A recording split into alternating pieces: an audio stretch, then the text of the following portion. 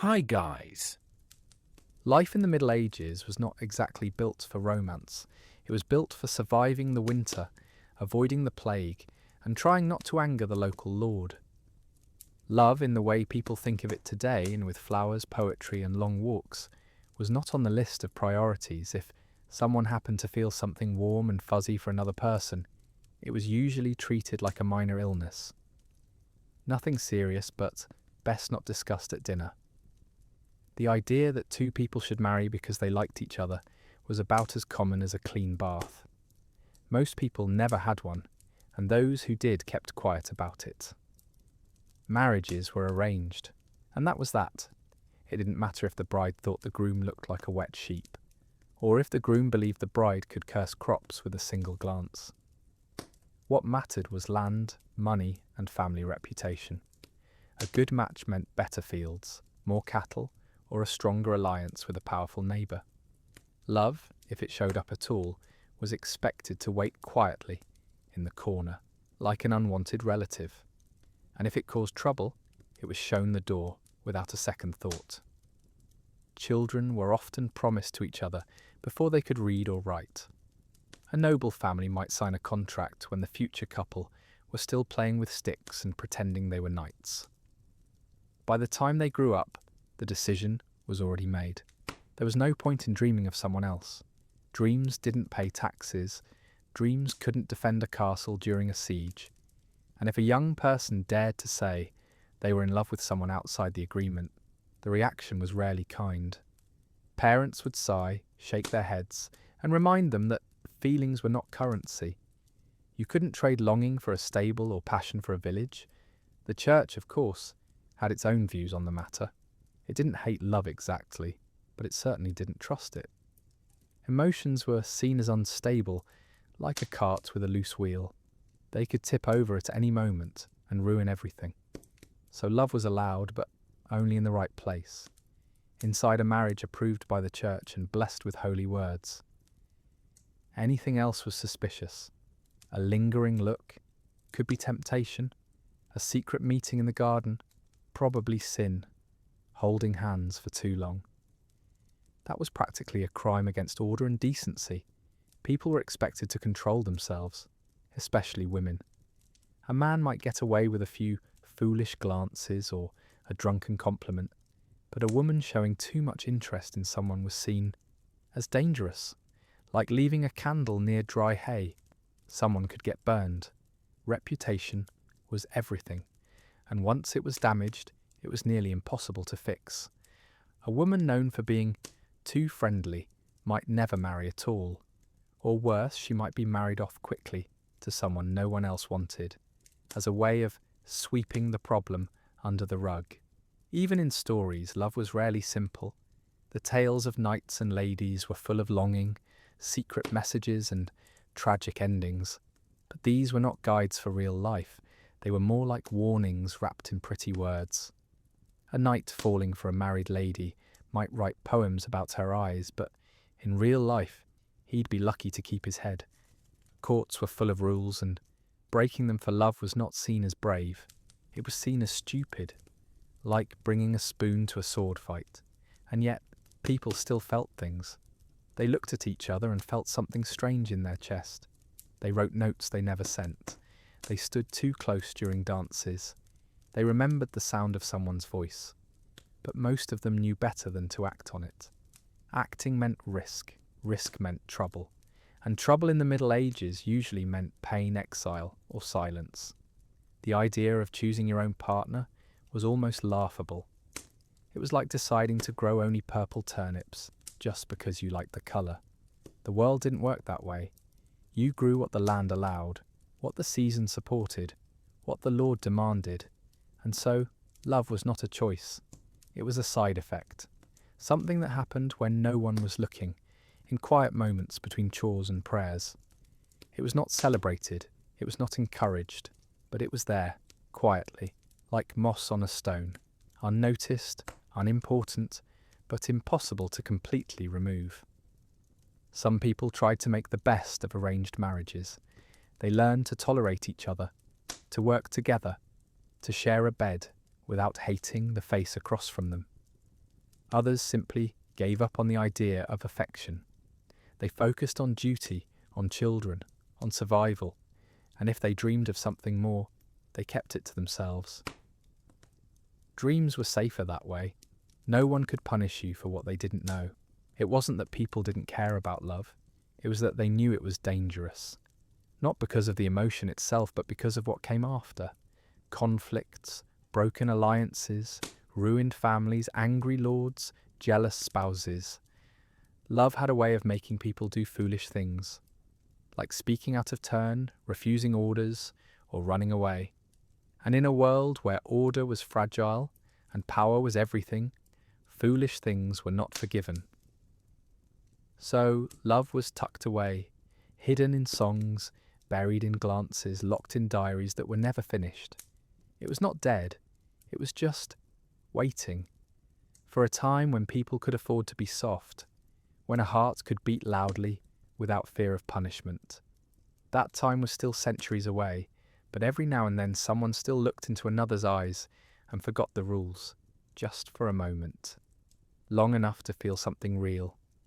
And then they looked away, back to the dirt, the chores, the silence. After all, the world kept turning. The cows still needed milking, the fields still needed ploughing, and the local priest still had a list of sins to go over on Sunday. Love, in the end, was just another thing that didn't fit into the schedule. If someone in the Middle Ages had a crush on a person from the wrong social class, it was not just awkward. It was like trying to join a game of chess with a bag of potatoes. The rules didn't allow it, the board wasn't built for it, and everyone else would just stare. Society back then was not exactly flexible. It had layers like an onion, but without the excuse of making you cry. At the top were kings, lords and knights, people who owned land and made decisions. Below them came the clergy, who prayed and reminded everyone else to behave. Then came the merchants, who counted money and tried not to offend anyone important. And at the bottom, the peasants, who did most of the work and owned almost nothing, including their own time. Falling in love across these layers was not encouraged. It was like trying to mix oil and water. The two might end up in the same bowl, but they would never become one. A nobleman looking too closely at a milkmaid was risking gossip, and gossip could turn into scandal. A servant dreaming of the Lord's daughter was not being romantic, they were being foolish. And foolishness in those days often came with consequences. The higher the gap between classes, the worse the punishment if feelings were discovered. Love was not blind, it was just very bad at judging danger. There are stories, of course, of people who tried. A young squire might write clumsy poems about the daughter of a baron. A village girl might blush every time the young lord passed by on horseback. But these moments rarely led to happy endings. More often they ended with someone being sent away, to another estate, another village, or straight into a monastery. Monasteries were very good at solving social problems. They took away the person, the temptation, and sometimes even the memory. No questions asked, no drama needed, just silence and prayer, with the occasional beet soup. The rules were clear, even if they were never written down. You did not look at your betters for too long. You did not speak unless spoken to. You certainly did not imagine holding hands during a winter walk. That was not love. That was a career-ending mistake. And for the nobility, marriage was a tool, not a celebration. It was used to strengthen alliances, secure land, or please the king. If a lord's son wanted to marry a baker's daughter, his father would not sigh and say, "Ah, youth." He would sigh and say, "No, and by the way, you're going to France next week to meet the duke's niece." And that would be the end of it. Even friendships between classes were watched carefully. A knight spending too much time with a peasant's son might be accused of lowering himself. A lady chatting too freely with a servant could be seen as losing dignity. The social order was like a carefully stacked pile of stones. One wrong move, and the whole thing might tip. And when it fell, it usually landed on the person with the lowest rank. The noble might get a scolding, the peasant got a beating, or worse. There was a kind of humour in how seriously people took these rules. A man could survive war, plague, and a bad harvest, but fall apart because his daughter smiled at the wrong person. Families would panic over a rumour as if it were an invading army. A single rumour could ruin a marriage plan, damage a reputation, or start a feud. And yet, no one questioned the system. It was just the way things were. Like rain in April or fleas in summer. You didn't fight it, you just learned to live with it. Women had it harder, of course. A noblewoman caught speaking privately with a commoner could be locked in her room for weeks. Her letters might be read, her movements watched. She might be married off early to someone she had never met, just to make sure she didn't cause any more trouble. Men could travel, serve in wars, make mistakes, and come back. Women were expected to stay clean, quiet, and obedient. Their value was tied to their purity, which was not about them as people, but about what they could bring to a marriage. A woman with a stain on her name was like a coin with a scratch, still metal, but worth less. And yet somehow, people still felt things. They saw someone across a field and felt a strange pull. They heard a voice and forgot what they were doing. They noticed the way someone tied their shoes or smiled at a dog, and for a moment the class system didn't matter. But then the moment passed. The noble went back to his horse. The peasants went back to ploughing, and the feeling was tucked away, like a small stone in a pocket, heavy but hidden. The church didn't help much. It taught that all people were equal in the eyes of God, which was a nice idea, but not one that changed daily life. In practice, God seemed to care more about who was paying for the candles. Priests rarely spoke out against injustice unless it threatened order. And love between classes, that was not justice, that was disruption.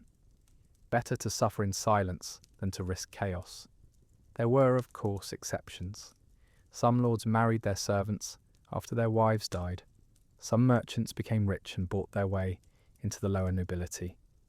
But these were rare, and they usually happened only when money or power was involved. Love on its own was not enough. It didn't open doors, it didn't win battles, it didn't feed an army, so it was ignored or punished. The irony was that the higher you were in society, the less choice you often had in love. Kings married for politics, princes were sent abroad to marry strangers, even wealthy merchants had to think about business when choosing a spouse. The only people with any real freedom were the poorest, but even then, only up to a point. A peasant could marry another peasant, yes, but if that peasant happened to be from a family the village didn't like, there could still be trouble. Love was never really free. It always came with conditions, and so most people learned not to hope too much. They accepted who they were told to marry. They tried to be kind, or at least polite. They focused on children, work, and surviving the next winter. If they dreamed of something else, they kept it to themselves. Dreams were safe. Dreams didn't require permission. Dreams didn't make lords angry or families ashamed. You could dream of a different life, a different person, a different world, and no one would ever know. Sometimes people tried to escape. Two lovers might run away to a distant town, hoping to start over. But life on the road was harsh. Without family, without land, without status, they were nobodies. They couldn't own property. They couldn't get fair treatment in court. They were suspicious by default, and if they were caught, the punishment was often worse than staying. The man might be beaten or forced into service. The woman might be sent back in shame, or married off immediately to someone older, someone stricter. So most stayed. They lived their lives within the lines drawn for them. They loved quietly, if at all. They remembered faces, voices, moments, and then buried them under routine. The world kept moving. The seasons changed. The same songs were sung at weddings, the same prayers said at funerals, and love, when it appeared, was either approved, ignored, or hidden, but never truly welcome. It wasn't that people didn't want it. It was that they knew the cost, and for most the price was simply too high. Knights writing love poems to married ladies might sound like the height of romance. In books it was. In real life, it was more like playing with fire while wearing straw clothes. The idea of courtly love, noble, pure, full of longing and polite suffering, was mostly a story told by poets who probably never had to answer to anyone's husband. It was a game with strict rules, played in secret, and almost never meant to be taken seriously. The lady was usually already married, often to someone powerful, and the knight's devotion was supposed to stay in the realm of sighs and verses. If it stepped into the real world, someone usually ended up hurt. These poems and songs were everywhere. A knight might spend weeks composing a ballad about the way his lady's hair caught the sunlight, or how her voice made birds forget to sing. He might dedicate it to her during a feast, with a bow and a dramatic pause. Everyone would clap. The husband might even smile. But behind the smiles there was always a quiet understanding. This was pretend, a kind of emotional theatre. If the knight actually believed his own words, people would start to worry. Not because they cared about the marriage, but because drama was bad for order, and order was everything. The husband, of course, was rarely the fool. He knew what was going on, but as long as no lines were crossed, no secret meetings, no children born with suspiciously familiar eyes, he would usually look away. It was a kind of polite madness, like letting someone dance on your roof, as long as they didn't break the tiles. The knight got to feel important. The lady got a little attention. The court got entertainment. And no one had to fight over anything real. But if things went too far, the consequences were sharp. A knight caught alone with a noble woman in a garden at night might lose his title, his land, or his life. The lady, if found guilty of more than just listening, could be locked away, sent to a convent, or publicly shamed. Her reputation would be ruined, and with it, her family's standing. Love in this world was not just personal, it was political. A single kiss could weaken an alliance, spark a feud, or give enemies something to use. So, people were careful, or at least they pretended to be. Women had the worst of it. A man could write 10 poems, stare dramatically, and still be called passionate. A woman who responded with even a small gesture, a handkerchief returned, a note kept too long, could be accused of encouraging sin. The double standard was not subtle. It was like saying one person could play with matches while the other stood in a barrel of gunpowder. The risk was never the same. There was also the problem of boredom. Life at court was full of rules, ceremonies, and long winters. People needed distractions. Love stories, real or imagined, were a favourite pastime. A rumour about a secret glance or a hidden letter could spread faster than a cold in a crowded hall. Servants listened, nobles gossiped, and soon the whole castle knew. The couple involved might not have done anything at all, but once the story was out, they were already guilty in the eyes of many. Reputation was fragile, and once cracked it rarely healed. Some knights took it seriously. They really believed in the idea of loving from afar, of being brave for the sake of a woman they would never touch. They fought in tournaments to win her favour, wore her colours, and tried to live by a higher code. But even they knew the limits. They did not expect marriage. They did not demand anything. Their love was a performance, a way to show they were noble, not just by birth but by action. It was not about the lady, it was about the image of her. And the ladies, some played along because it was flattering, others ignored it completely. A few might have felt something, but they knew better than to show it. A noblewoman's life was already tightly controlled. She had little say in her marriage, her home, or her future. Adding a scandal to that was like pouring rain into a leaking boat. It solved nothing and made everything worse. The church, of course, disapproved of most of it. Love outside marriage was sin. Even thoughts could count if they were too strong.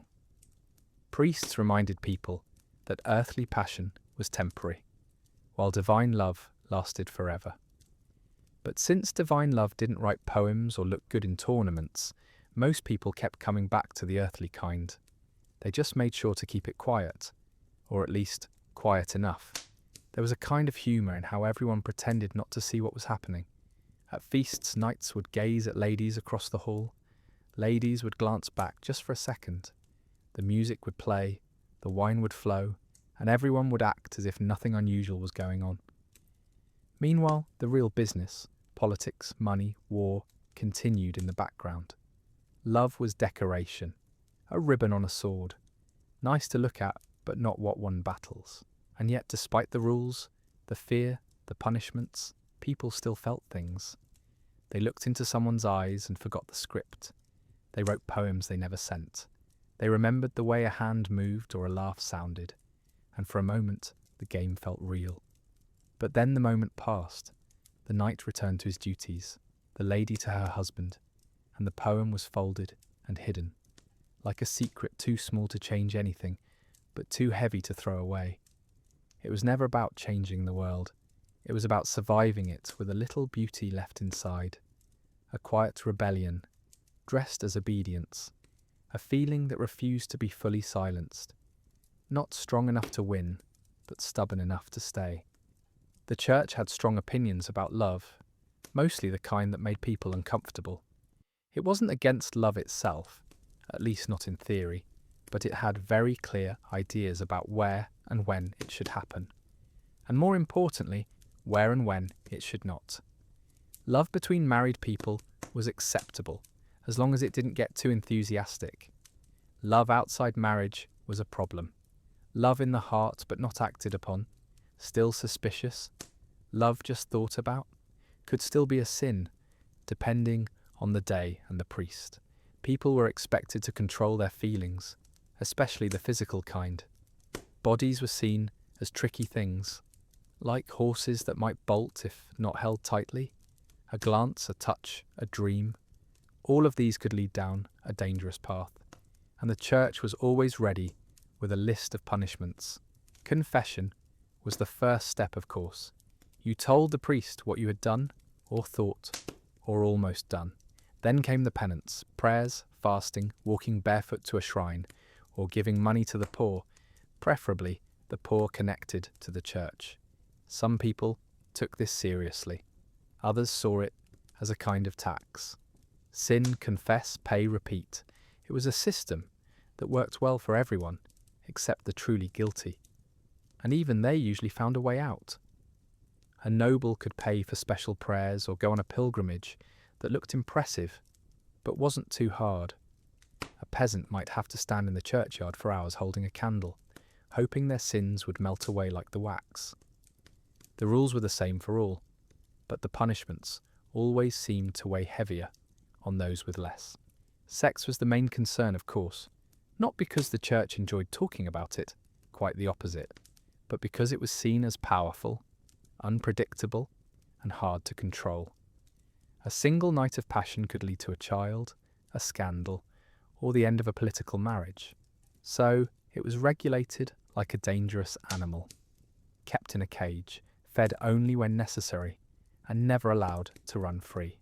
Marriage was the only approved cage, but even there, pleasure was not the goal.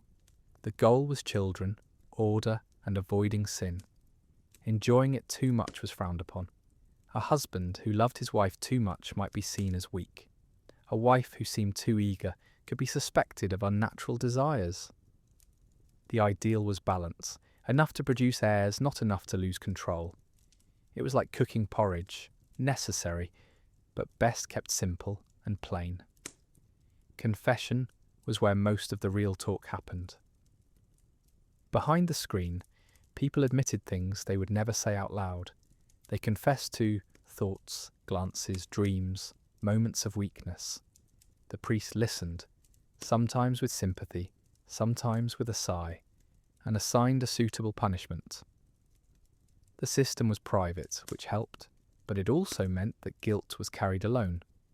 No comfort, no discussion, just silence and a list of prayers to say before bedtime. Women had a harder time here, as usual. A man might confess to a night with a servant and be told to say 10 prayers.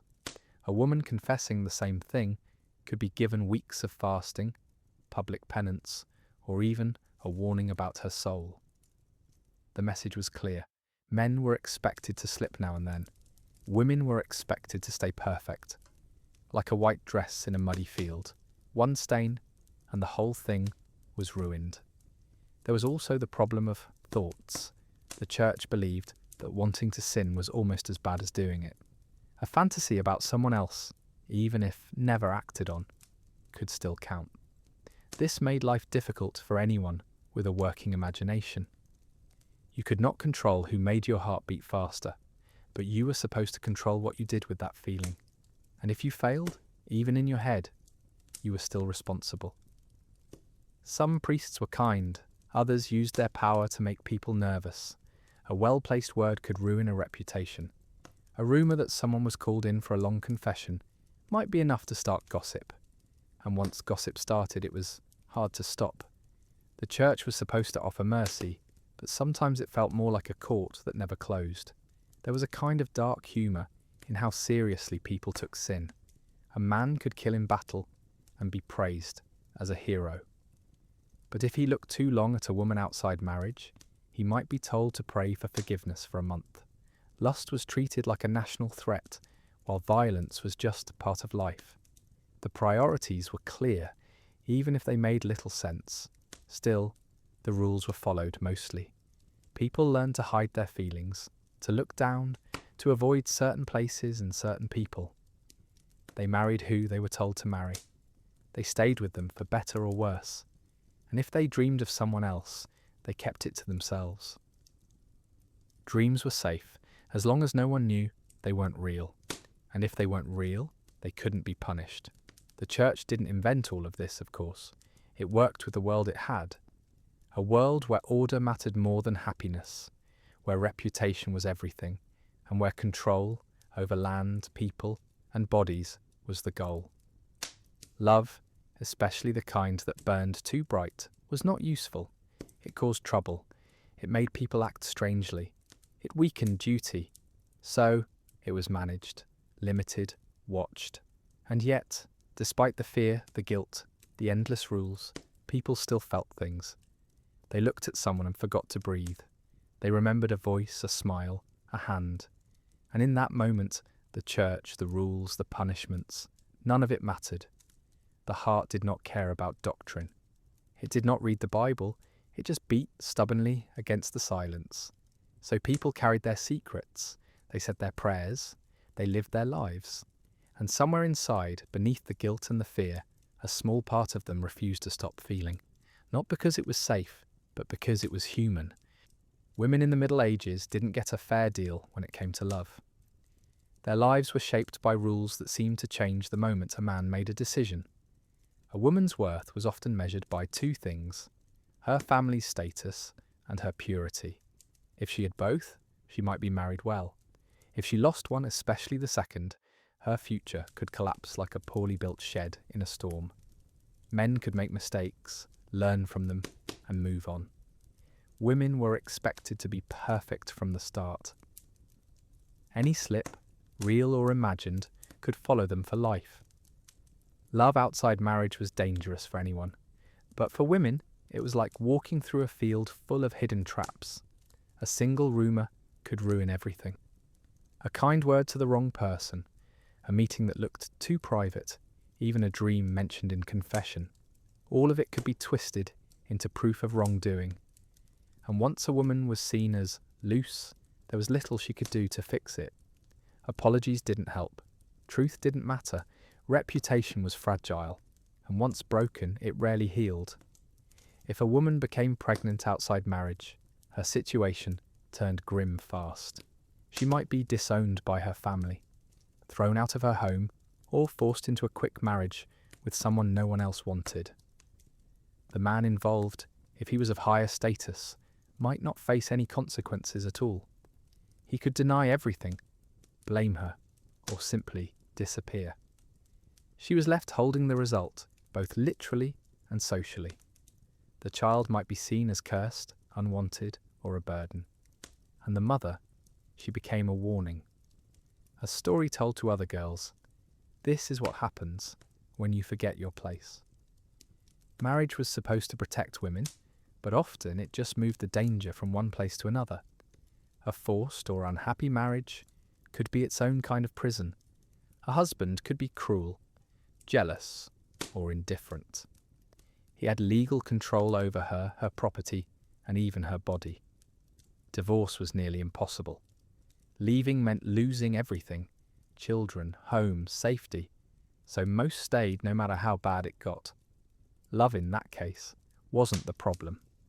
The lack of it was normal. The real problem was being trapped with someone who saw you as property, not a person. There was a kind of dark joke in how society treated women's emotions. A man could be passionate, wild, even reckless, and still be called brave or romantic. A woman showing the same feelings was called dangerous. Too much love made her suspicious. Too little made her cold. She was supposed to care deeply, but not too much. To be loyal, but not clingy. To be beautiful, but not tempting. It was a balance so delicate it was almost impossible to keep. Like trying to balance a spoon on your nose while walking on ice. Even love within marriage was watched closely. A wife who seemed too fond of her husband might be teased for being soft. But a wife who didn't seem to care could be accused of hiding something. Her feelings were never her own. They were part of the performance. She had to act the right way, say the right things, wear the right expression. If she failed, the fault was hers. The husband rarely got blamed for making life unbearable. Widows had a brief moment of freedom. With their husbands gone, they could manage their own land, make decisions, live as they pleased, for a while. But even that freedom came with pressure. Families would push them to remarry, often quickly, to keep property in the right hands. A woman enjoying her independence for too long was seen as unnatural, as if happiness without a man was a kind of rebellion. The church didn't help much. It taught that women were made from a man's rib, which somehow made them both part of men and slightly less than them. They were praised for modesty, silence, and obedience. Any sign of strong emotion, joy, anger, desire, was seen as a loss of control, and a woman who couldn't control herself was a threat to order. So she had to be controlled by someone else, usually a father, a husband, or a priest. There was a quiet bitterness in how little choice women had. They could be kind, hard-working, faithful, and still be judged by one mistake. A man could lie, cheat, abandon his family, and still be welcomed back with open arms. The world wasn't fair, but it was consistent. It always favoured the same people, and women, no matter how clever or strong, were rarely among them. Still, some women found ways to live on their own terms. A few ran businesses, managed estates, or became healers known across villages. Others used silence, patience, or careful words to protect themselves. A well-placed compliment, a quiet refusal, a sudden illness at the wrong time. These were small weapons in a life with few options. They didn't change the system, but they helped some survive it. And love? Some women learned to stop expecting it. They saw it as a luxury, like sugar in a poor household, nice but not necessary. They focused on duty, children, faith. They built lives that worked, even if they didn't sparkle. Others still hoped, quietly, in corners of their hearts no one could reach. They remembered a voice, a look, a moment before the world closed in. And in that memory, they found something warm, something real. It wasn't much, but in a world that gave them so little, even a small feeling could feel like freedom. Love in the Middle Ages wasn't just a personal matter. It could start wars. Not because anyone wanted to fight over a kiss, but because love tangled with power, land, and pride. Marriages were often peace treaties in disguise. Two families would agree to join through marriage to stop fighting, share resources, or strengthen their position. If someone fell in love with the wrong person, it wasn't just awkward. It could undo years of careful planning.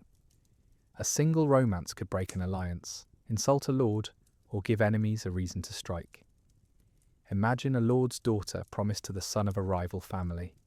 The deal is done. The land borders are settled. The peace is holding. Then the daughter meets a young knight from a third family and suddenly finds him very interesting. She smiles too long. He writes a poem. Someone sees. Gossip spreads. The rival family feels insulted.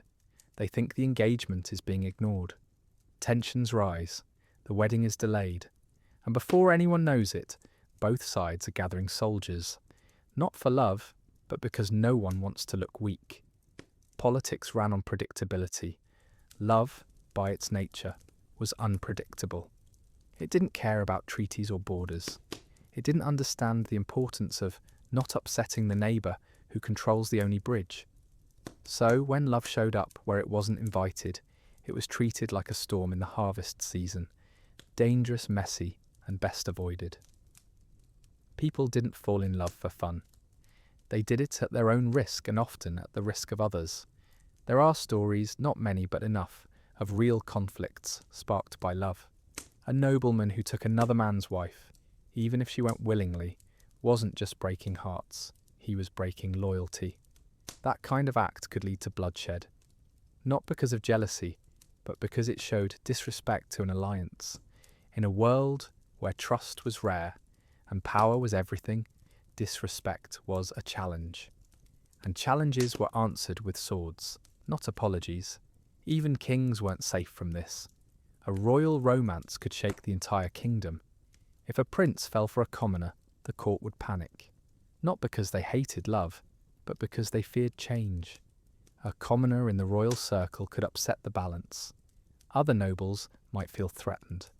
Foreign powers might see weakness. And so the relationship would be quietly ended. The commoner sent away. The prince married off to someone suitable. And the whole thing buried like an old bone no one wants to dig up. Sometimes love was used as a weapon. A lord might spread a rumour that his enemy's wife was in love with a foreign knight, just to cause trouble. No proof needed. The doubt was enough. Trust was fragile, and once cracked it rarely healed. A husband might turn against his allies. A wife might be locked away. And the real enemy? He would be sipping wine and watching the chaos from a distance. There was a kind of dark comedy in how seriously people took these situations. A man could murder 5 people in battle and be called a hero, but if he exchanged letters with a married woman, he might be declared an outlaw. The first act was normal. The second was a threat to order. Society didn't mind violence as long as it was official. But private feelings? Those were dangerous. They couldn't be controlled, taxed, or predicted. And what couldn't be controlled made people nervous. Alliances were built on cold logic, not warm hearts. A good match meant stronger defences, better trade, or a safer border.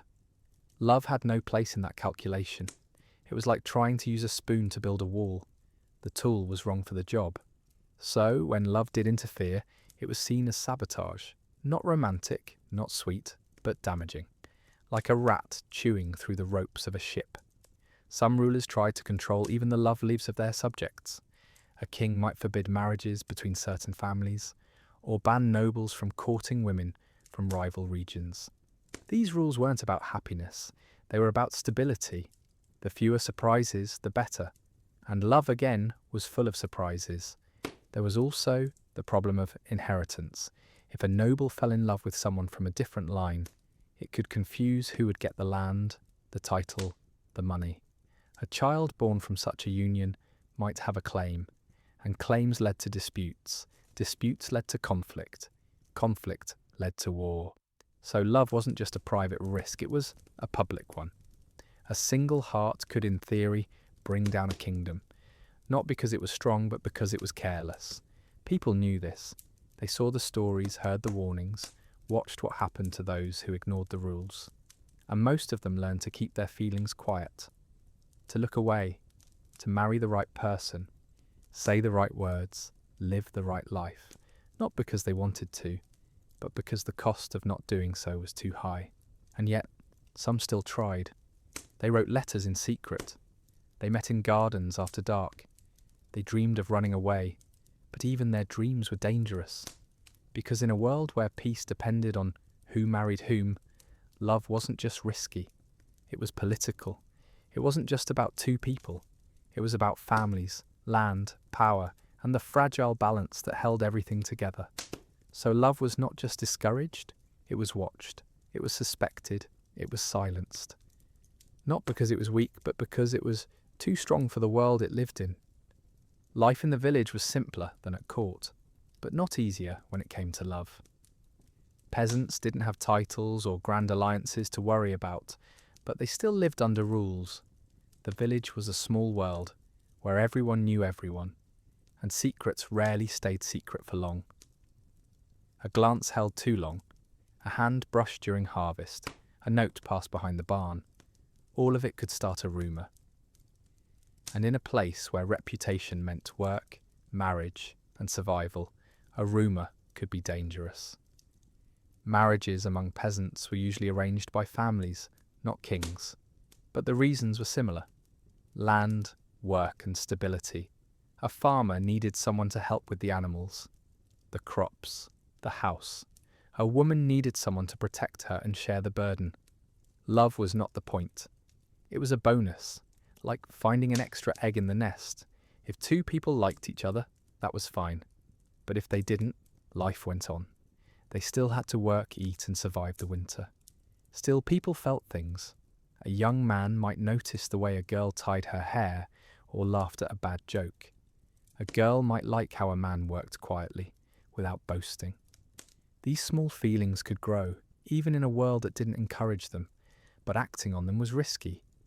If a couple met in secret, someone would likely see. And once seen, the story would spread. The priest might mention it in a sermon. The parents would step in, and the romance would end, not with a fight, but with silence and shame. Punishments weren't always harsh, but they were effective. A man caught kissing a married woman might be forced to stand in the churchyard with a sign or pay a fine in grain or chickens.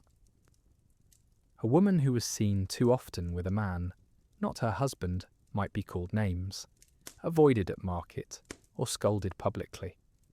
The goal wasn't just to punish, it was to warn others. The message was clear. Step out of line and you won't just suffer, you'll be seen suffering. The village priest played a big role. He was not just a spiritual guide, but a kind of judge and gossip keeper.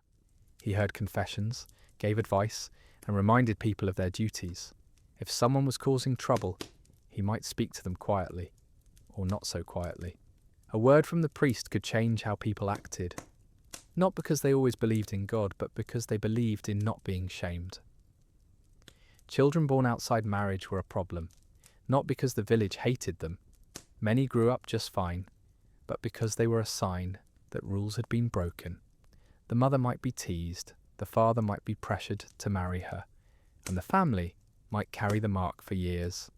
Still, compared to the nobility, peasants had a little more room to breathe. A quick marriage could fix many things. A child could be accepted if the parents stayed together. And if no one made a fuss, the story might fade in time. There was a kind of rough fairness into how things were handled. A noble who did the same thing might not be punished at all, but a peasant would pay.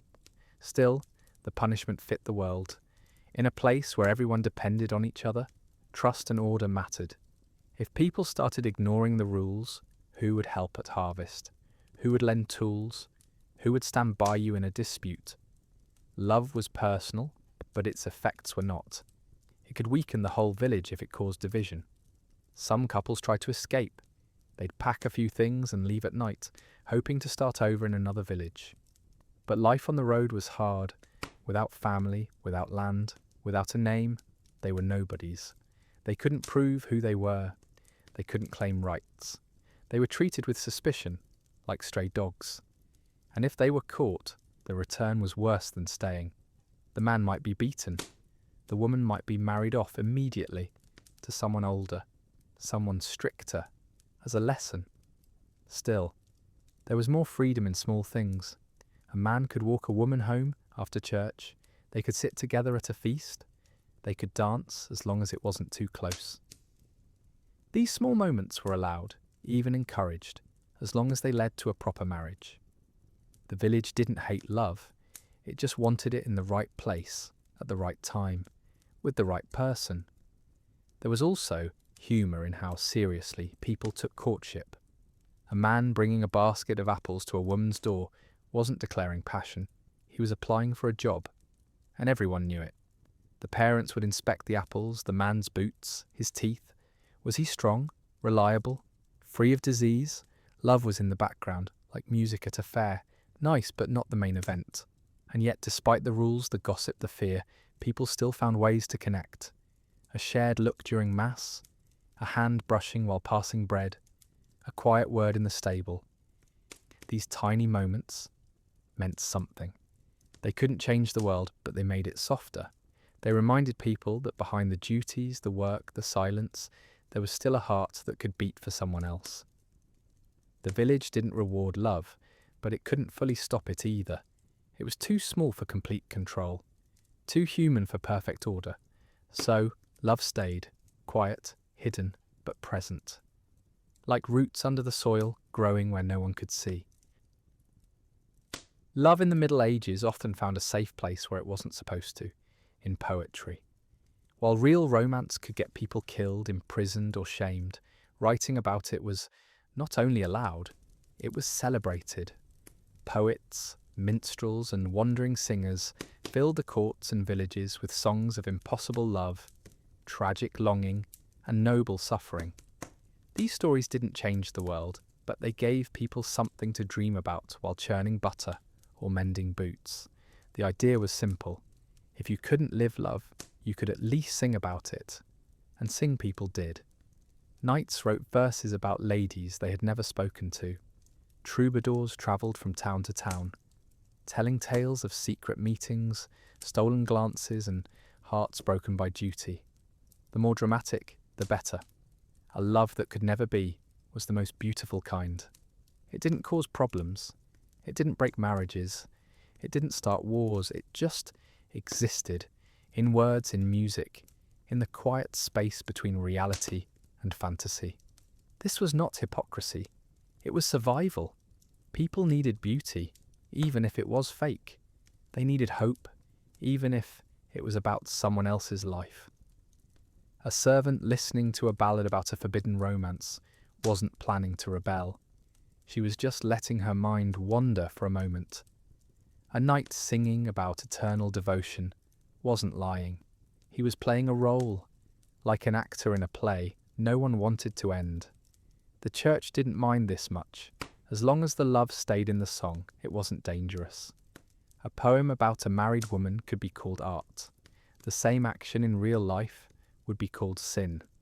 The difference was not in the feeling, but in the consequence. Art had no consequences.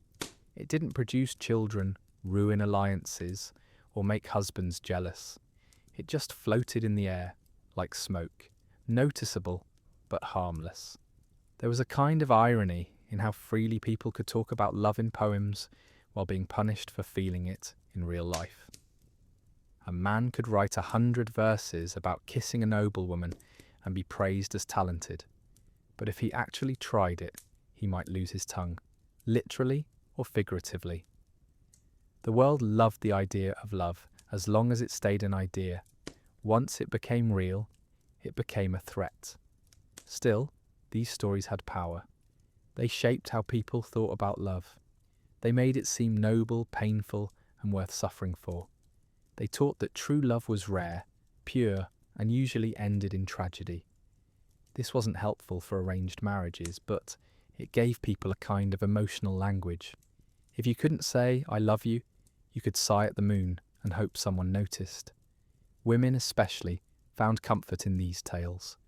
A lady stuck in a cold marriage could listen to a song about a knight dying for love and feel something warm inside. It wasn't escape exactly, more like a reminder that feelings were not wrong, just poorly timed. The song didn't help her situation, but it told her she wasn't alone. Somewhere, someone had felt the same. Even peasants enjoyed the stories. A farmer might not understand all the words in a nobleman's poem, but he could feel the sadness in the tune. A mother rocking a child might hum a ballad about lost love, not because she wanted to remember, but because the melody fit the quiet of the evening. These songs were not just entertainment, they were a way to carry emotions that had no place in daily life. There was also humour in how exaggerated the stories often were. A knight might claim he would walk through fire, fight 10 dragons, or give up his soul, all for a woman who barely knew his name. No one believed it, but everyone enjoyed it. It was like watching a storm from behind a window, exciting but safe. The more impossible the love, the more people liked it. Reality was hard enough. Fantasy didn't need to be realistic. Some rulers even encouraged the poetry. A king might host a contest for the most beautiful love song, not because he cared about romance, but because it kept people busy and happy. A court full of poets was less likely to plot rebellion. A village listening to music was less likely to argue over land. Art, in this way, was useful. It calmed minds, softened hearts, and distracted from real problems. And yet, despite the safety of poetry, it still carried a quiet rebellion. Every song about forbidden love was a tiny protest against the world's rules. Not loud, not violent, just a whisper. What if it could be different? It didn't change laws. It didn't free anyone. But it kept the idea alive that love could matter more than duty, more than status, more than fear. So, people sang. They listened, they sighed. And in that moment, they were not peasants, servants, or lords. They were just human, aching, hoping, remembering. The song would end. The work would return. The rules would stay. But for a little while, something soft had been allowed in. And that was enough. Running away in the Middle Ages was not a romantic idea. It was a desperate one. The world outside the village or the estate was not kind to strangers. There were no maps, no safe inns, and no guarantees.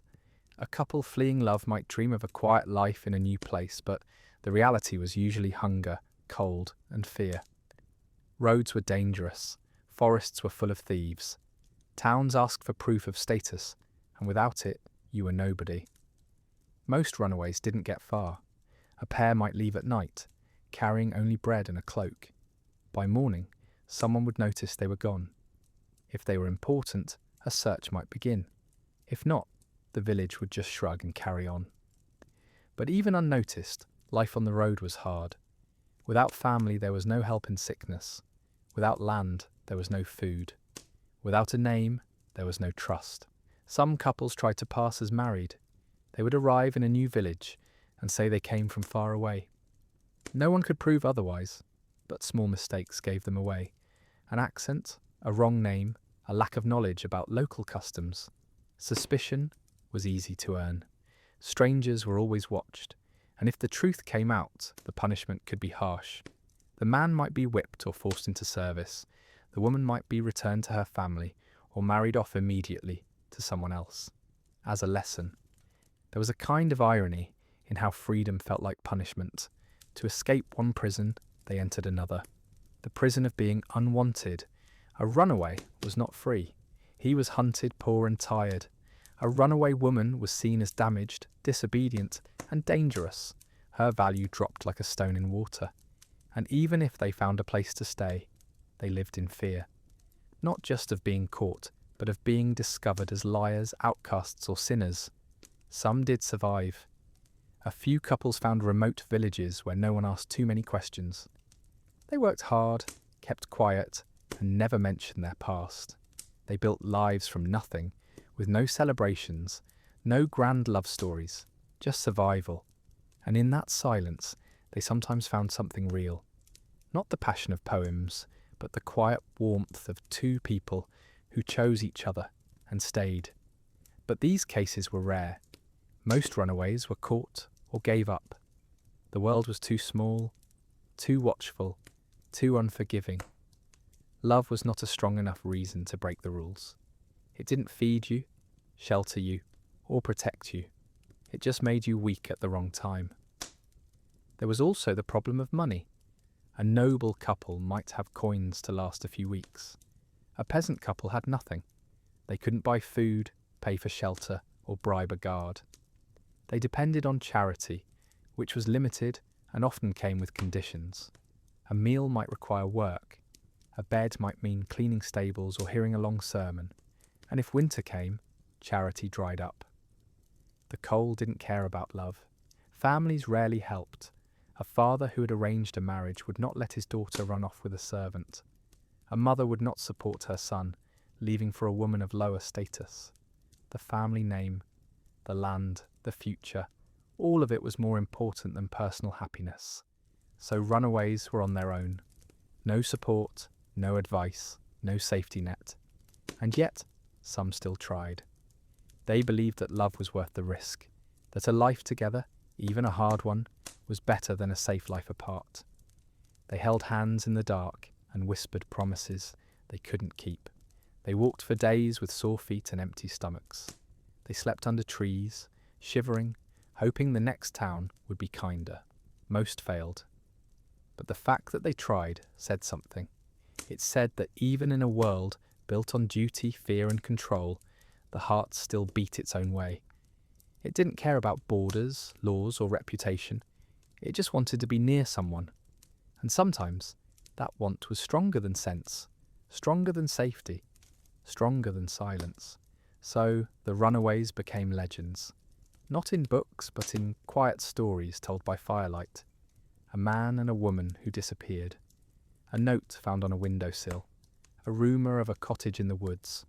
No proof, no happy ending, just the idea that somewhere someone chose love over order. And for a moment, that was enough. Love in the Middle Ages was not supposed to win. It was not meant to be loud, free, or easy. It was supposed to stay quiet, in the corners, behind closed doors, in the space between duty and silence. And yet, it never fully disappeared. People still looked at each other in ways they shouldn't. They still remembered voices, touches, moments that meant too much. They still felt things they were not allowed to name. The world was built on order, not emotion. Kings ruled, priests guided, peasants worked, and everyone stayed in their place. Love, with its messy unpredictability, didn't fit. It made people do foolish things. It made them question. It made them want more than their station. And in a world where most had little, wanting more was dangerous. And yet, love survived. Not as a victory, but as a whisper. A note passed in secret. A hand held too long at harvest. A poem burned before it could be read. These were not acts of rebellion with banners and shouts. They were small, quiet, almost invisible, but they were there. Proof that even under rules, fear and silence, something soft could still grow. People fell in love, despite the cost. They did it knowing they might lose everything. Family, status, safety. They did it not because it was smart, but because it felt true. Because for a moment, the weight of the world lifted, and all that mattered was the person in front of them. Because sometimes the heart refused to follow the rules, even when the body obeyed. The church warned of sin. The lords demanded loyalty. The village watched for shame. But none of that could fully stop a glance that lingered, a memory that refused to fade, a feeling that bloomed in the dark. Love was not strong enough to change laws or end wars, but it was strong enough to make someone smile on a cold morning, strong enough to make a person feel seen, even in silence. There was a kind of quiet power in that, not the power of armies or gold, but the power of a single moment that felt real. A shared look across a crowded hall, a name whispered at night, a child born from a love that was never approved but never forgotten. These were not triumphs, but they were not nothing, and perhaps that was the point. Love in the Middle Ages was never about winning. It was about surviving, quietly, secretly, stubbornly. It was about finding warmth in a world that offered little. About choosing someone even if you could never say it out loud. About remembering, even when forgetting was safer. People still married for duty. They still obeyed their families. They still lived by the rules. But somewhere inside, many carried a small flame. fed by a voice, a face, a dream. It didn't light the world, it didn't change the system, but it kept them human, so love remained. Not in grand declarations or happy endings, but in silence, in memory, in the quiet choice to feel something real. It was dangerous, it was punished, it was hidden, but it was never gone. After all, even in the coldest winter, even in the darkest time, even under the heaviest rule, life finds a way. And love, for all its risks, was still a part of life. Not the loudest part, not the safest, but one of the most human. And that, in the end, was enough.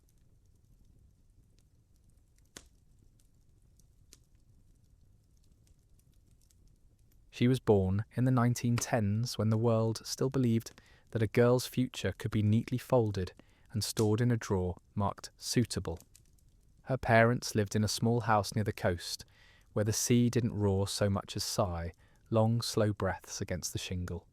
Most people in the town measured their lives by tides and fishing seasons. Dreams were practical things: a steady job, a warm kitchen, children who didn't wander too far.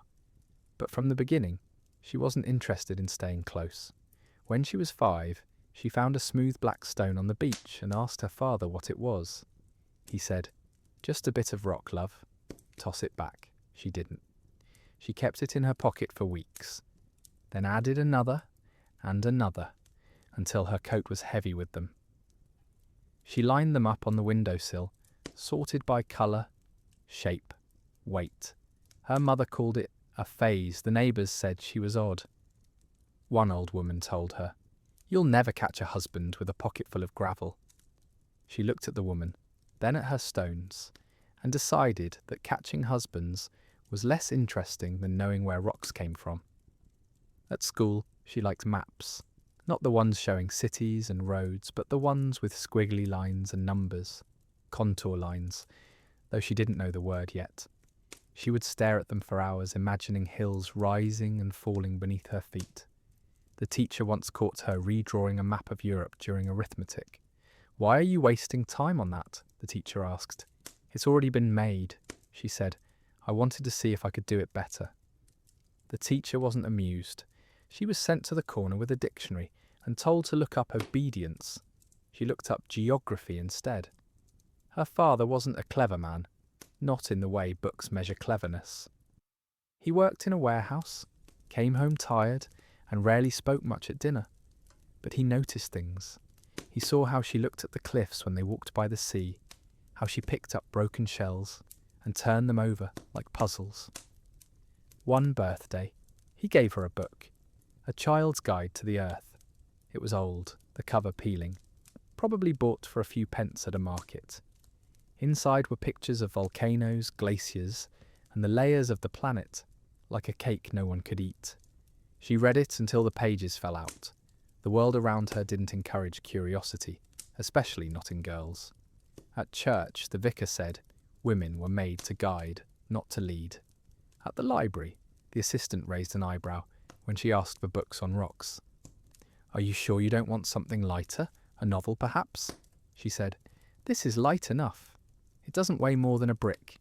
The woman didn't laugh, but she handed over the book. She didn't set out to change science. She just didn't see why the rules should apply to her. When her classmates giggled about boys and hair ribbons, she doodled cross-sections of mountains in the margins of her notebook. When her aunt said, "You'll grow out of this nonsense," she replied, "I hope not. I'm not very good at gardening." There was no anger in her voice, just a quiet certainty that she was built for something else. One day, during a school trip to a quarry, the teacher warned the children not to wander off. "The ground isn't safe," he said. "It could collapse." She looked down and saw layers in the rock face, stripes of grey, brown and rust, like pages in a book that had been slammed shut. While the others threw pebbles into the water below, she crouched and touched the stone. It was cold, rough, real. She thought, "This has been here longer than people, longer than houses, longer than rules." No one noticed her that day, but she noticed everything. Later, She would be told that women couldn't lead expeditions, couldn't interpret sonar, couldn't possibly understand the deep ocean. Men would say these things with the confidence of men who had never spent an afternoon talking to a cliff. But she had already learned the most important lesson, that the earth didn't care about titles or gender, or who had a degree and who didn't. It just was. And if you were quiet enough, patient enough, it would tell you things. Even then, as a child with muddy shoes and a head full of questions, she understood one thing better than most adults ever would. That discovery doesn't always come with fanfare. Sometimes it begins with a girl, a rock, and the simple refusal to throw it back. And if someone had told her then that one day her name would be mentioned, quietly, reluctantly, often without credit, in the same breath as the greatest scientific breakthroughs of the century, she might have smiled. Or not. She wasn't one for drama. She'd probably just have gone back to her stones. University was a grey stone building that looked like it had been designed by someone who hated joy. It stood at the edge of a town that smelled of rain and old books, and it welcomed her with a notice on the door. No admittance for women in the geology lecture hall without prior approval. She knocked anyway. The man who answered wore a tie that hadn't been fashionable since the war, and a look that said he'd been expecting trouble. She told him her name and that she'd been accepted, barely, after a letter from her head mistress calling her determined if misguided. He checked a list, sighed as if personally wronged, and let her in, muttering something about setting a bad precedent. The lecture hall was full. Rows of men in dark jackets, pens at the ready, hair neatly combed as if seriousness could be measured by parting. She took a seat in the front, the only woman in sight. A few turned to look. One dropped his notebook. Another whispered something that made his friend snort into his elbow. She didn't flinch. She opened her book, placed her pencil carefully on the page, and waited. The professor arrived late, as if to prove he was important, and began speaking about igneous rocks as though they were the most thrilling thing in the world. She listened. She took notes. She underlined things. After the first week, a rumour started. The girl in the front row had corrected the professor. It wasn't true, not exactly. What happened was, he'd pointed to a diagram of a volcano and said the lava came from the Earth's core. She'd raised her hand and said, "Isn't it from the mantle?" He'd paused, blinked, then said, "Well, yes, technically," and moved on. But by lunchtime, the story had changed. Now she'd shouted at him. Now she'd challenged his entire career. Now she was dangerous. She didn't care. She kept coming. She studied in the library when it was too cold to stay in her rented room. She borrowed books no one else wanted. The physical structure of the ocean crust, seismic waves in sedimentary layers, and read them by candlelight. The other students formed groups, met in pubs, talked over pints about fieldwork and fossils. She worked alone. When invited once, "Come on, even girls need a break," she went. They sat at a table, laughing too loudly, and someone said, "So what's a clever girl like you doing in geology? Planning to marry a professor?" She looked at him and said, "I was planning to drink my lemonade, but thanks for the career advice."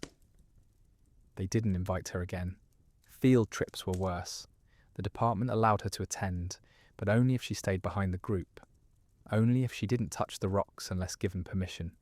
Only if she didn't disturb the natural workflow. On one trip to the Welsh hills, it rained for 3 days straight.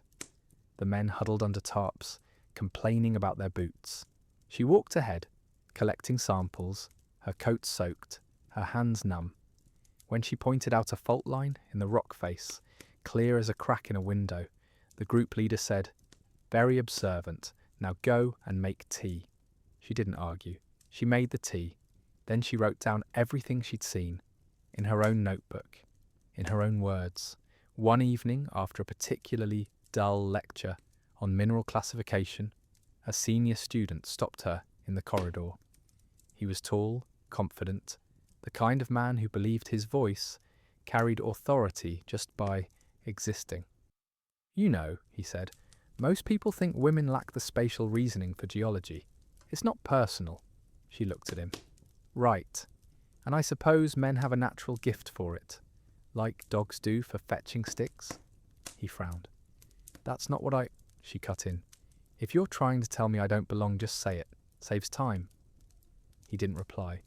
He walked away, possibly in search of someone easier to patronize. Still, she passed her exams. Not just passed, topped the year. The results were posted on a board outside the department office. A crowd gathered. Someone said, "No, that can't be right." Another said, "She must have cheated." A professor, one of the few who hadn't openly mocked her, looked at the list and said quietly, "Well, that's awkward." Her name was first. No asterisk, no note saying, "Female candidate." Just her name, bold and plain. No one congratulated her. No one offered to celebrate. But the next lecture, the professor paused before speaking and said, "Before we begin, I'd like to note that someone in this room scored higher than any student in the past 10 years. Let that be a reminder that effort matters more than opinion." He didn't look at her, but he didn't have to. She didn't feel triumphant. She felt tired and a little sad, not for herself, but for the world that had to be dragged, kicking and muttering, into basic fairness. Still, she kept going. She wrote her thesis on underwater geological formations, something no one had studied properly, mostly because no one could see them. Her supervisor read it and said, "Interesting. But how can you map what you can't observe?" She said, "Same way you learn about anything you've never seen. You look at the evidence and stop pretending it's not there." He gave her a mark, but not a compliment. Graduation day came and went. She stood in line with the others, in a gown too big for her, listening to speeches about progress and tradition. No one mentioned her by name. No one pointed her out. When it was over, she walked back to her room, took off the gown, and packed her books. She had a degree. It didn't change how the world saw her. But it was a tool, and she had learned by now that tools didn't need applause. They just needed to be used. Later, she would realise that university hadn't taught her geology so much as it had taught her patience. The patience to be ignored. The patience to work twice as hard for half the recognition. The patience to believe in something simply because the numbers said it was true, even when every man in the room said it wasn't. And if anyone had told her then that one day people would call her stubborn, she would have agreed, but she'd have added, quietly, that being stubborn was the only thing that kept her from giving up, or throwing a rock at someone's head. She wasn't violent, but the thought had crossed her mind. After graduation, she found herself in a room full of filing cabinets, dust, and the faint smell of boiled cabbage.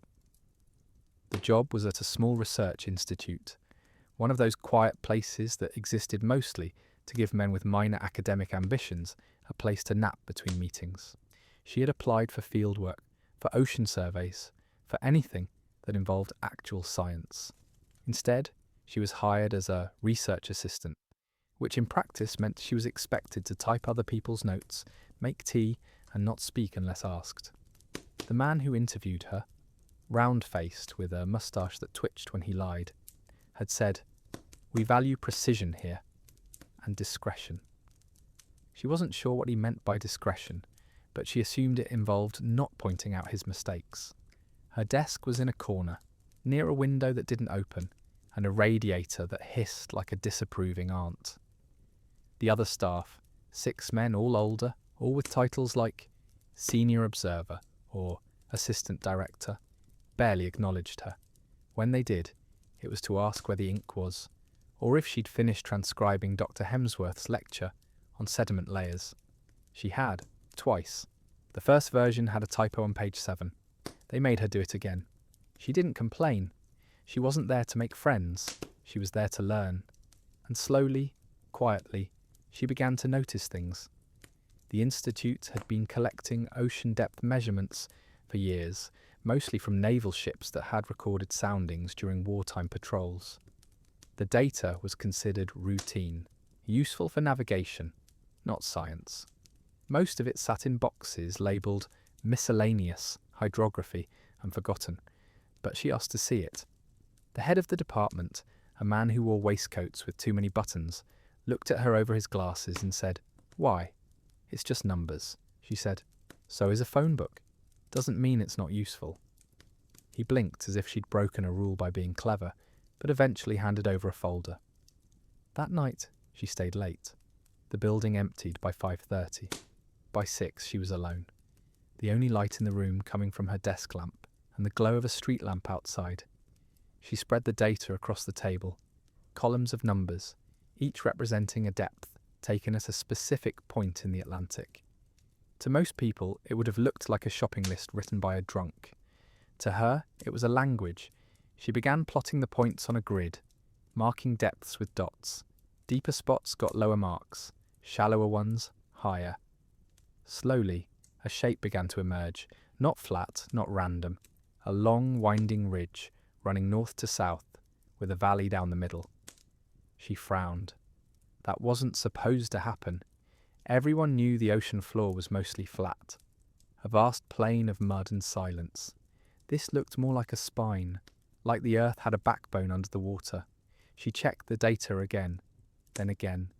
She found errors, misrecorded depths, typos in coordinates, but even after correcting them, the shape remained. She tried plotting a different section. Same thing. Another ridge, another valley. She sat back, rubbed her eyes, and thought, well, that's odd. The next day, she mentioned it to one of the senior men, a doctor, Pritchard, who spent most of his time writing letters to journals about the erosion patterns of British cliffs. There seems to be a pattern in the Atlantic soundings, she said. A continuous, underwater mountain range, more or less down the centre. He didn't look up from his letter. Oh, probably just a fault line. Nothing significant. She said, it stretches thousands of miles. It's not a fault, it's a feature. He finally glanced at her. You've been spending too long with those numbers. They'll play tricks on you, like staring at clouds and seeing faces. She didn't argue. She went back to her desk. Later, she overheard two of the men talking in the corridor. She's mapping fairy tales, one said. The other laughed. Next, she'll be charting Atlantis. She didn't react. But that evening she took the data home. Not all of it, just enough to keep working. Her landlady, Mrs. Gable, found her at the kitchen table at midnight, surrounded by papers. You'll ruin your eyes, the woman said. And what for? No one's going to thank you, she said. Maybe not. But I'd like to know what's down there. Mrs. Gable shook her head. You and your rocks. At least the moon stays where it is. She wasn't trying to prove anything. Not yet. She just couldn't ignore what the numbers were saying. The ocean floor wasn't dead. It wasn't flat. It was alive with shape, with movement, with history. And no one was looking. The Institute had a large map of the world on the wall in the main hall, painted, slightly faded, the kind used to impress visiting dignitaries. Oceans were blank, painted a calm, featureless blue. One day she stood in front of it and thought, that's a lie. Not a deliberate one, perhaps, but a lie all the same, because underneath that calm blue, something huge was happening, and the only person who seemed to care was the woman they'd hired to type up reports. She started making her own maps, not on proper paper. She wasn't allowed that.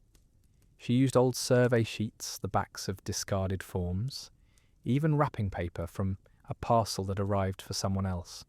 She drew the ridge, shaded the depths, added notes in the margins. She didn't sign them. She didn't show them around. She just kept going. One afternoon, the head of the department walked past her desk and saw the sketches. He paused, peered at them, then said, Bit of a hobby, is it? She said, something like that. He chuckled. Charming, like a child's drawing. Then he walked off, adjusting his tie as if he'd just won a point. She didn't mind. Let them think it was a hobby. Let them think she was harmless. Hobbies didn't threaten anyone. Hobbies didn't win arguments, but hobbies could wait. And they could grow. Years later, someone would ask her why she hadn't fought harder in those early days. Why she hadn't demanded attention, shouted her findings, gone public, she would say, because no one listens to quiet women, so I let them ignore me while I did the work. And if she added just once, with the faintest edge of sarcasm, besides, it gave me more time to be right, well, that was between her and the truth. The war ended, and the Navy began releasing old data, sonar readings, depth soundings, navigation logs, from ships that had sailed across the Atlantic and Pacific. Most of it was meant for safety. Avoid underwater cliffs. Don't run aground. Keep submarines from bumping into things. No one thought it could be used for science. No one, that is, except the woman in the corner, with the pencil and the too small desk. She got hold of the new files by accident, or not quite accident. She saw a box marked Atlantic Survey, restricted, left open on a senior researcher's desk while he went to lunch. She didn't steal it. She just didn't close the door properly when she walked past. Later, when the office was quiet, she sat down with it. The pages were full of lines and numbers printed in thin blue ink. Sonar echoes, time delays, depth calculations. To most it was noise. To her, it was music. She spent weeks copying it by hand. Not because she didn't trust the originals, though she didn't, not really, but because she liked to feel the data as she wrote it. Each number was a step. Each dot on her grid was a footprint. Slowly, the shape came back. The long ridge, the central valley, the symmetry on either side. But now it was clearer, sharper, impossible to ignore. She began to suspect something strange. The rock on either side of the valley wasn't just similar, it was mirrored, like someone had taken a knife and split the seafloor in two, then pushed the halves apart. That didn't make sense. Nothing on Earth just split open and moved. Or at least, that's what the textbooks said. The textbooks also said the Earth was static, that continents didn't wander, that mountains formed slowly and quietly. She had read those books. She just didn't believe them anymore. One evening, she spread her latest map across the floor of her rented room. It was made from 4 pieces of brown wrapping paper taped together, covered in pencil lines, shaded depths, tiny notes in the margins. She stood back and looked at it. From a distance, it looked like a wound, a long, deep cut running through the ocean, with something rising up from the middle. She stared at it for a long time. Then she said, out loud, "Well, you're not supposed to be there, are you?" The next day, she showed a small section to a visiting geophysicist, a man from America who actually asked her opinion. She didn't hand him a finished map. She wasn't that naive. She gave him a clean, simple plot of depth readings across the mid-Atlantic. He studied it. "Huh," he said. "That's a rift valley." She said, "Yes. And the ridge on either side. Look at the symmetry." He frowned. "That's odd." She didn't say, "I've been saying that for years." She just said, "It's consistent across thousands of miles." He nodded slowly. "Someone should look into this." She didn't point out that someone already had. Back at the institute, nothing changed. The men still talked about rocks they could see, not ones buried under miles of water. They still handed her stacks of papers to file, still asked her to fetch tea during meetings. One afternoon, Dr. Hemsworth walked past her desk and glanced at her latest sketch. "Still playing with your underwater hills?" he said. She said, "They're not hills, they're mountains, bigger than the Alps." He laughed. "Well, as long as you don't expect us to believe it." She didn't reply. But that night, she added a label to her map, in small neat letters, Mid-Atlantic Ridge. She didn't invent the name, but she was the first to draw it properly. The first to show its full length, its depth, its strange central crack. She didn't shout about it. She didn't write a paper titled, "I have discovered something important." She just kept working. She knew no one would take her seriously if she acted like she was changing the world. So she acted like she was just tidying up. Like this was just another project, like she wasn't slowly redrawing the face of the planet. Sometimes she caught herself smiling. Not because she was happy, though there was a quiet satisfaction in being right, but because of how blind everyone else was. These men, with their degrees and their titles, walking around as if they understood the earth, when they hadn't even looked at half of it. The ocean covered 70% of the planet, and they treated it like a swimming pool with bad lighting. She once overheard two senior staff members talking about a new theory, continental drift. One said, "Ridiculous. Continents don't move. That's like saying your house gets up and walks to the next street." The other said, "Exactly. Only a madman or a German would believe that." She said nothing, but later she looked at her map and thought, well, the ocean floor is moving, whether you believe it or not. She began to wonder if the ridge wasn't just a mountain range, but a factory, a place where new seafloor was being born, pushed up from below, then spreading outward like a conveyor belt. If that were true, it could explain the symmetry, the rift, the way the rock got older the farther you moved from the centre. It was a wild idea, a dangerous idea. It meant the earth was alive, shifting, changing. Not a solid ball, but a restless thing. She tested the thought against the data, again and again. It fit, not perfectly, nothing did, but well enough to make her pulse quicken. She didn't tell anyone. What was the point? Last time she'd suggested something new, Dr. Pritchard had told her to stick to typing, so she kept her thoughts to herself. She drew her maps, she corrected errors in the data, she made tea when asked. One day, a young technician saw her working late and asked, "Why do you bother?" "No one's going to read it," she looked up. "I'm not doing it for them," she said. "I'm doing it because it's there." He didn't understand, but he didn't laugh. That was something. The truth she was learning didn't need an audience. It just needed to exist. And sometimes the best way to change the world was to sit quietly, with a pencil, and draw it the way it really was, while everyone else looked the other way. And if that made her a nuisance, a dreamer, a woman with too much time and too little sense, well, let them say it. She had a map to finish. She finished the map in the spring of 1957 on a Tuesday. It wasn't unveiled with music or speeches. No reporters came. No professors gathered to admire it. She simply stepped back from her desk, rubbed her neck, and looked at what she'd made. It covered nearly the entire wall of her office. 6 sheets of heavy paper, joined with tape and patience, filled with lines, numbers, and shaded contours. It showed the Atlantic Ocean, not as a flat, lifeless plain, but as a landscape. Deep trenches, towering ridges, a long snaking valley splitting the ocean, floor in two. At the centre, bold and undeniable, was the mid-ocean ridge, stretching from the Arctic to the Antarctic, like a spine running the length of the sea. She didn't feel triumphant, she felt tired, and a little strange, as if she'd been holding her breath for years and had just remembered to exhale.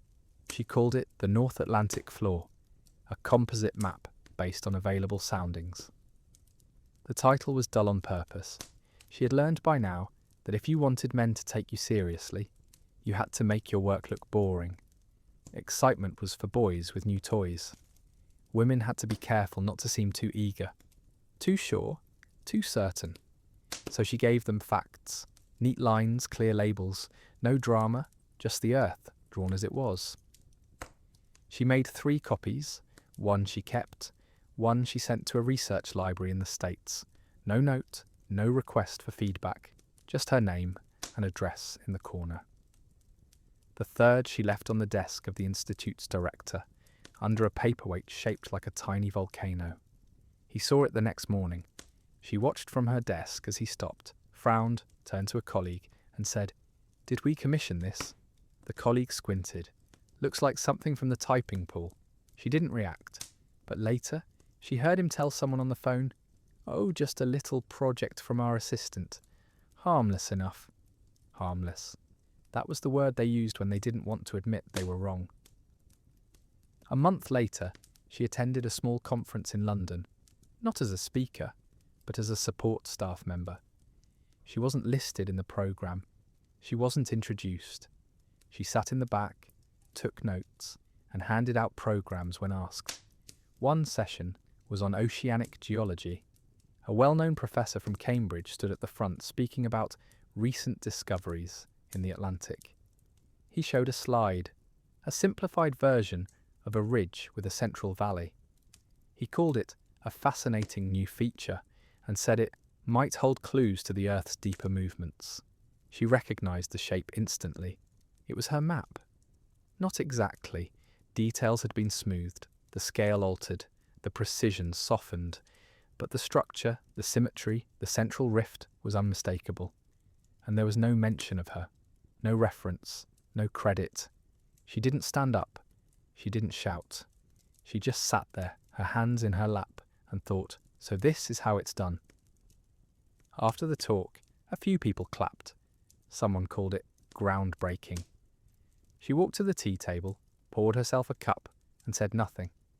A man she knew slightly, someone who had once asked her to check his daughter, came over and said, "You see that? Amazing, isn't it?" She said, "Yes, very." He didn't notice the flatness in her voice, or if he did, he chose not to. Later, she found out the professor had seen her paper in the obscure journal. He hadn't cited it. He hadn't written to her. He had simply taken the idea, dressed it in his own words, and presented it as his insight. It wasn't illegal. It wasn't even unusual. In science, as in many things, credit often went to the loudest voice, not the first one. She wasn't angry. Not really. She had expected it. She had known, from the first day she sat at that desk, that this would happen. Women's work was like wallpaper. Everyone saw it, but no one noticed it was there until it was gone. But she didn't stop. She started again. She began mapping the Pacific, then the Indian Ocean. She worked with magnetic data now too, pulling in readings from research ships. She noticed something odd. The rock on either side of the ridge showed matching patterns of magnetism, like stripes on a zebra. The stripes were symmetrical. They repeated, and they got older the farther they moved from the centre. It was as if the sea floor was being born in the middle and pushed outward, like a slow conveyor belt. New rock rising up, spreading apart, carrying the continents with it. She didn't call it plate tectonics. That term hadn't been invented yet, but she saw what it meant. The earth wasn't still. It was moving, breathing, changing. She drew another map. This one showed the global ridge system, not just the Atlantic, but the one wrapping around the globe, through every ocean. She shaded the depths, marked the rifts, added notes in the margins. She didn't send it to a journal. She didn't expect it to be published. Instead, she gave copies to a few younger scientists, ones who asked questions, who didn't laugh at strange ideas. She didn't say, "This is mine." She just said, "You might find this useful." One of them did. A geophysicist from America, working on seafloor spreading, wrote to her months later. "Your maps were essential," he said. "We couldn't have made the connection without them." He didn't offer co-authorship. He didn't suggest her name for a prize, but he used her work. And slowly, quietly, her lines began to appear in textbooks, in lectures, in scientific papers, always without her name, always as data from various sources. She didn't mind. Not exactly. She knew the truth, and the truth, once drawn, couldn't be erased. Sometimes she would look at her original map, still taped to the wall, fading at the edges. She'd run a finger along the ridgeline and think, "You were there all along. I just had to see you." And if anyone had asked her whether it was worth it, the years of silence, the ignored papers, the stolen ideas, she would have said yes. Not because she wanted revenge or fame, but because the world now knew something it hadn't before. And if no one knew who had shown them, well, that was their problem. She had a pencil, she had paper, she had eyes that refused to look away. That was enough. By the early 1960s, the ground, quite literally, began to shift. Not just underfoot, but in the minds of those who studied it. The idea that the Earth's surface was not fixed, that continents drifted and oceans opened like wounds, went from being laughed at to being discussed in hushed, serious tones. A few bold scientists started using words like seafloor spreading and plate tectonics. Papers were published, conferences grew heated, old professors clung to their textbooks, younger ones scribbled equations on napkins, and somewhere in the middle of it all, quietly, without fanfare, the maps kept appearing. Not under her name, not with her photograph, but her lines, the ridge, the rift, the symmetrical patterns were there, in lecture halls, in research papers, in the margins of arguments. The data she had drawn, corrected, redrawn, and quietly passed on had become the backbone of a revolution. She didn't attend the big conferences where men stood on stages and claimed to have solved the mystery of the moving earth. She wasn't invited. When a major journal ran a feature on the discovery of the mid-ocean ridge, it credited 3 male geophysicists and a research vessel. Her name didn't appear, not once. She read the article at her desk, with a cup of tea that had gone cold. When she finished, she turned the page and went back to her work. One day, a student from a university in Scotland wrote to her. He had found her obscure 1953 paper in a library archive. "I don't know if you're still working," he wrote, "but your map is the clearest thing I've seen on this subject. How did no one else notice this before?" She wrote back, short and polite. They weren't looking in the right place. Or perhaps they weren't looking at all. She didn't say that she had spent years being told her work was neat but impractical, or that one professor had described her maps as a woman's attempt to bring order to chaos. She didn't mention the tea she'd made, the reports she'd typed, the way she'd been ignored in meetings where her own data was discussed without her being allowed to speak.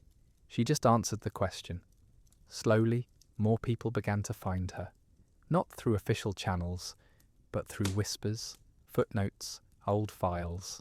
A scientist in Norway cited her paper in a footnote so small it was nearly invisible. A researcher in California used her depth corrections in a study and added, in brackets, data from uncredited source, likely British female researcher, active 1950s. She saw a copy once. She smiled. It was the closest thing to recognition she'd had in years. Then in 1968, a book was published, The Dynamic Earth. It became a bestseller in scientific circles. It told the story of how the theory of plate tectonics had been born. It mentioned sonar, magnetic stripes, continental drift. It named professors, institutions, research ships. It had a whole chapter on the mid-ocean ridge. She read it from cover to cover. Nowhere did it mention her. Not her maps. Not her years of plotting data while others made tea. Not her quiet insistence that the ocean floor was not flat, not dead, but alive with movement. She closed the book and placed it on the shelf. Next to it sat a geology textbook from 1940, one that claimed the seafloor was largely featureless and of little geological interest. The contrast was almost funny. A colleague, someone who had once mocked her underwater hill project, came into her office a few weeks later. He was excited. "You've seen the new theory," he said. "It's brilliant. The ridge is where new crust forms. Can you believe it?" She looked up from her desk. "Yes," she said. "I can." He didn't notice the dryness in her voice. Or if he did, he didn't care. He was too busy being impressed with science. She didn't correct him. She didn't say, "I've known that for 15 years. She didn't point out that he had once told her to stick to filing when she mentioned the Rift Valley. She just nodded and went back to her work. That night, she sat in her small flat, the window open just a crack, the sound of distant traffic drifting in. On the table in front of her was a stack of letters, some from scientists, some from students, all thanking her, praising her insight, calling her work foundational. None of them had known who she was when they started reading. She didn't keep the letters for pride. She kept them because they proved something. That truth, once drawn clearly enough, could not be buried forever. It might be delayed. It might be misattributed. It might be ignored by the people in charge. But it would find its way out. And if the world wanted to pretend the discovery had come from loud men in lecture halls, rather than a woman with a pencil and too much patience, that was fine. Let them have the speeches. She had the maps, and the maps, unlike people, didn't lie. She retired in 1975, not with a ceremony, but with a small envelope containing her final pay and a card signed by the staff. Dr. Hemsworth had long since left, promoted, then quietly forgotten. The Institute had changed names twice, moved offices, hired new men with new ties and the same old attitudes. She handed in her keys, cleared her desk, and walked out without looking back. No one threw a party. No one made a speech. The younger technicians nodded politely. One asked if she'd be keeping in touch. She said, "Only if you need help reading a contour line." He laughed, not unkindly. She went home to a flat by the sea, not far from where she'd grown up. The view wasn't dramatic, just grey water, a few gulls, the occasional fishing boat trawling slowly along the horizon. She liked it that way. Nothing flashy, nothing that demanded attention. At first she didn't do much. She walked along the shore. She read old books. She fixed the toaster when it broke. Not because she enjoyed it, but because no one else would. Then slowly she began to gather things. Old journals, letters, scraps of paper covered in pencil marks. She didn't write a memoir. She wasn't interested in telling her side of the story. But she sorted the material, filed it neatly, and left it on a shelf, as if someone might one day want to know. Years passed. The world moved on. Plate tectonics became schoolbook fact. The mid-ocean ridge was no longer a mystery, but a chapter in geography lessons. Satellites mapped the seafloor in detail she could never have imagined. And somewhere, in the footnotes of academic papers, her name began to appear. Not often, not loudly, but it was there. In 1994, a university invited her to give a talk. Not because they'd suddenly recognised her work, but because a young lecturer had found her maps in an archive and insisted. The event was small, 20 people in a stuffy room, most of them students who'd come for the free tea. She stood at the front, not nervous, just slightly amused at the idea of being listened to after all this time. She didn't speak about injustice. She didn't list the years she'd been ignored. She talked about data, about lines on paper, about how, if you looked long enough, the earth would show you its shape. Afterwards, a girl approached her, early 20s, nervous, clutching a notebook. "I read about your maps," she said. "They changed everything, didn't they?" She looked at the girl, then out the window, where rain had started to fall. "They helped," she said, "but the sea floor did most of the work." The girl smiled. "Still, you were the one who saw it." She didn't argue, but that night she wrote the girl's words in the back of an old journal, between a tide chart and a shopping list. She never won a major prize. No medal came. No street was named after her. When a science museum opened an exhibit on ocean exploration, her map was displayed in a corner, under glass, with a label that read, "Early Interpretation of Mid-Atlantic Features, 1950s, author unknown." She visited once, stood in front of it. A guard asked if she needed help. She said, "No, I'm just looking." She didn't correct him. What would be the point? The map was there. The ridge was there. The truth was there, even if the name wasn't. She lived quietly. She kept her hair short. She wore sensible shoes. She drank tea without sugar. She never married, never had children. When asked, she said, "I was too busy watching the planet move." Sometimes people thought she was joking. She wasn't. In 2006, a biography of a famous geophysicist was published. In it, he admitted briefly that his breakthrough had relied on detailed maps produced by a woman at a British institute. Name lost to history, unfortunately. She read the passage and thought, not lost, just not handed the microphone. She didn't write to correct him, but she circled the sentence in pencil. She died in 2012, in her sleep, at the age of 95. The local paper ran a small obituary. Marjorie E., retired researcher, beloved sister and aunt, passed peacefully. No mention of maps, no mention of ridges or rifts, or the shape of the earth. But a few weeks later, a student in a geology class raised her hand and asked, "Who first mapped the mid-ocean ridge?" The lecturer paused, then said, "We don't know for sure. But there was a woman, British, worked in the 50s. Her maps were crucial. We don't have much on her." The student made a note. And somewhere, in a flat by the sea, an old notebook still sits on a shelf. Inside, among tide charts and tea stains, is a single line, written in neat faded pencil. They thought it was nothing, but it was everything.